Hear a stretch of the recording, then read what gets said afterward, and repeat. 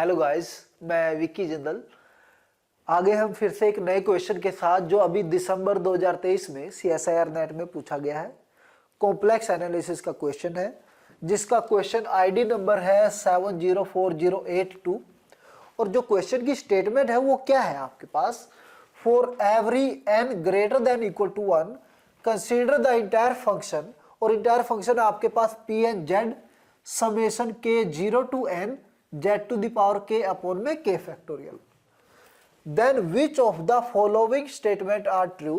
और जो ऑप्शंस है वो क्या है, फर्स्ट ऑप्शन है the sequence of functions converge to an entire function uniformly on compact subset of C। And option second is for all n greater than equal to 1 Pn has a 0 in the set. और set क्या लिया हुआ है, disc ली हुई है close disc जिसका radius है 2023। ये कहता है कि Pn की 0 इसके अंदर होंगी सभी n greater than equal to 1 के लिए। Third option is there exist a sequence Zn of complex number. और कैसी सीक्वेंस है कि mod Zn n goes to infinity infinite हो रही है, यानी कि डाइवर्ज कर रही है, and Pn Zn equal to 0 for all n greater than equal to 1। और Pn की वैल्यू सभी Zn पे क्या होनी चाहिए, 0 होनी चाहिए। एंड ऑप्शन 4 इज द जो ये सेट है, let Sn denote the set of all zeros of Pn। If An है minimum of mod Z belong to Sn, then An goes to infinity as n goes to infinity. ये जो question है आपके पास, जैसा कि हम देख पा रहे हैं, अगर इसके यहाँ पे हम समेशन को ओपन करना स्टार्ट करें तो ये बनने वाला है 1 plus z square by 2 factorial plus में and so on z to the power n by n factorial. अगर हम n को इनफाइनाइट लेके जाएं, अगर हम n को इनफाइनाइट अप्रोच कराएं, तो ये जो सीक्वेंस है आपके पास, अगर n गोज टू इनफाइनाइट है तो ये बन जाती है 1 plus z square by 2 factorial plus z cube by 3 factorial and so on, जो कि आपके पास e to the power z की एक्सपेंशन है। अब e टू द पावर जो z है हमारे पास वो बनता है इंटायर फंक्शन।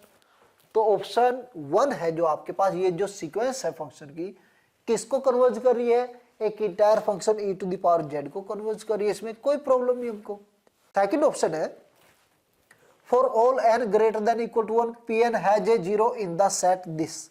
और सेट जो है आपके पास ये है जिसका रेडियस आपने लिया है, ये डिस्क ली है जिसकी रेडियस है 2023। अब हम इसकी बात कर रहे हैं P1Z की, मैं बात कर लेता हूं क्योंकि सभी n के लिए बात कर दी है। अब n1 के लिए बात करें तो n1 के लिए बनता है ये 1 प्लस जेड, और इसकी 0 बनती है -1 पे, यानी कि यहाँ पे। अब क्योंकि n की वैल्यू 1 ले रहे हैं तो इस पॉइंट को मैं Z1 नाम दे रहा हूं। Z1 पे ये जो P1 है ये क्या दे रहा है, 0 दे रहा है, कोई प्रॉब्लम नहीं है। अब दूसरी बात करते हैं, जब हम P2 की बात करते हैं, P2Z यानी कि n की वैल्यू 2 रखेंगे तो ये बनेगा 1 plus z square by 2 factorial. और जब इसको सोल्व करते हैं हम 1 plus z square by 2 factorial को, जब इसकी 0 निकालते हैं, इसकी 0 निकलती है -1 प्लस अयोटा और -1 माइनस अयोटा पे, इन दो पॉइंट पे इसकी 0 मिलती है। इसको पॉइंट को नाम दे दिया Z2।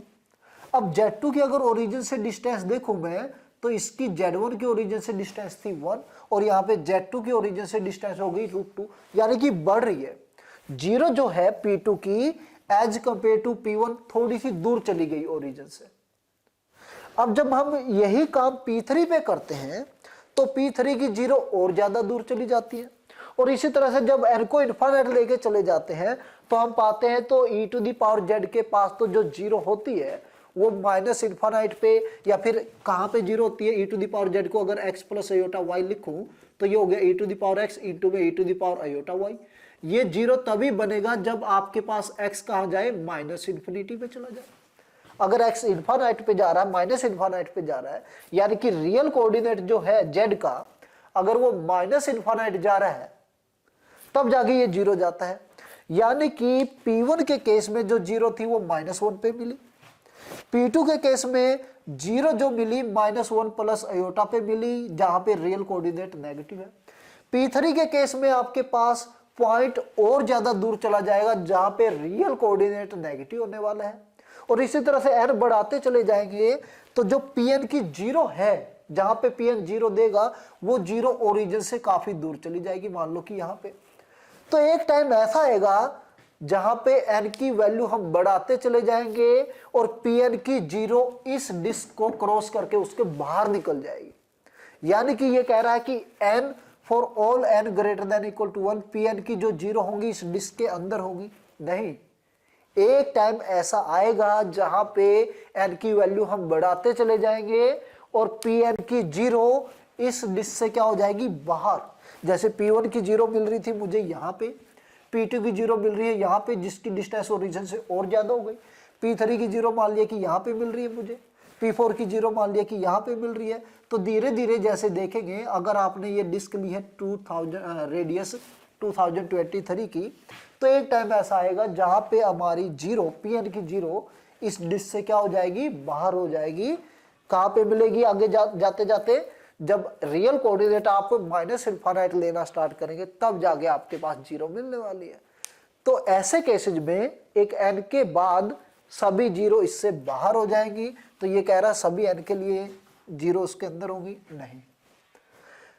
अब इन्हीं जीरो को उठा के भाई P1 जीरो दे रहा था -1 पे, P2 जीरो दे रहा था -1 प्लस एयोटा पे, इसी तरह P3 कहीं पे जीरो देगा। एक सीक्वेंस बनाते हैं। अब इस सीक्वेंस में अगर मोड वैल्यू देखें तो मोड वैल्यू तो धीरे धीरे बढ़ती बढ़ती इनफाइनाइट चली जा रही है, क्योंकि मैग्नीट्यूड क्या है, जेड का बढ़ता चला जा रहा है, ओरिजिन से डिस्टेंस बढ़ता चला जा रहा है। तो Zn जो है आपके पास इनफाइनाइट पे जा रही है।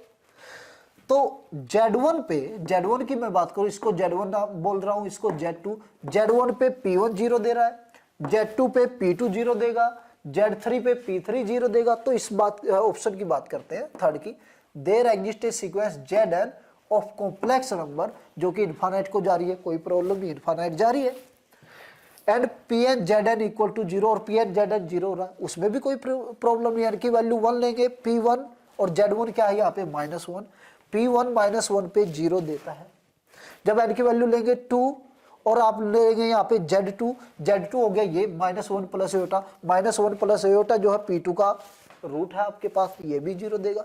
इसी तरह से P3 की, P4 की और P5 की सबकी हम एक एक जीरो यहाँ पे रखेंगे, क्योंकि ओरिजिन से उनका डिस्टेंस बढ़ता चला जा रहा है। तो सीक्वेंस तो इनफाइनाइट पे डाइवर्ज करेगी, बट Pn उन पे जीरो देता रहेगा, इसमें कोई प्रॉब्लम नहीं है। फिर हम क्या कह रहे हैं कि Sn denote the set of all zero of Pn। अब जैसे P1 की बात करता हूं, n की वैल्यू जब 1 लूंगा, इसकी एक ही जीरो है -1 पे, तो S1 में कौन गया, S1 में हमारे पास गया केवल -1। S2 की बात करें, जब n की वैल्यू 2 लेंगे तो P2 की 2 जीरो है, -1 plus aorta and -1 minus aorta, ये हुआ। तो ये क्या कह रहा है, an क्या लिया हमने, minimum of mod z, minimum of mod z। अब यहाँ पे S1 के केस में अगर यहां से ले रहे हैं तो इसकी मोड वैल्यू 1 है, इसके केस में ले रहे हैं तो मोड वैल्यू √2 है।